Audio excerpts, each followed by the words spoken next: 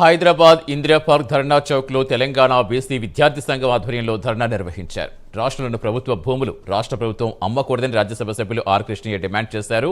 ఆ భూముల్లో బీసీ గురుకుల హాస్టళ్లు, కాలేజీ హాస్టల్స్ నిర్మించాలని కోరారు. రాష్ట్ర ప్రభుత్వం భూమిని కేటాయిస్తే కేంద్ర ప్రభుత్వం నిధులు ఇచ్చేందుకు సిద్ధంగా ఉందని కృష్ణయ్య తెలిపారు. సీఎం రేవంత్ రెడ్డి చొరవ తీసుకుని బీసీ హాస్టల్లో సొంత భవనాలకు స్థలం కేటాయించాలని కోరారు.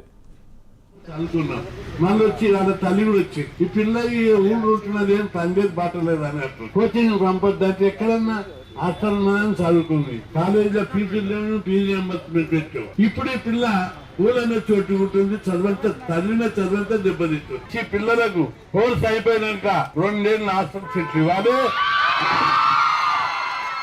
ఇంకొకటి అబ్బాయిలకు పాకెట్ మనీ ఇవ్వాలి, అమ్మాయిలకు ఇవ్వాలి. జాబ్ ఇచ్చారు కాబట్టి మీకు ఇండస్ట్రీలు కూడా ఎవరైనా జాబ్ కావాలి, ఐటీ కంపెనీలు అంటే నా దగ్గరికి రండి, లెటర్ రాస్తా. నాకున్న ఎంపీ లెటర్ మీకోసమే, నా కోసం కాదు. దాన్ని అందరూ ఉపయోగించుకోవాలి. మీరు బాగా చదవాలి. చదువు అంటే భయపడద్దు.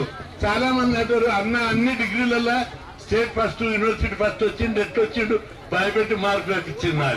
భయపడితే మార్కులు పడాయి. చదివినా నేను చదివేటప్పుడు కొన్ని టెక్నిక్స్ ఉన్నాయి.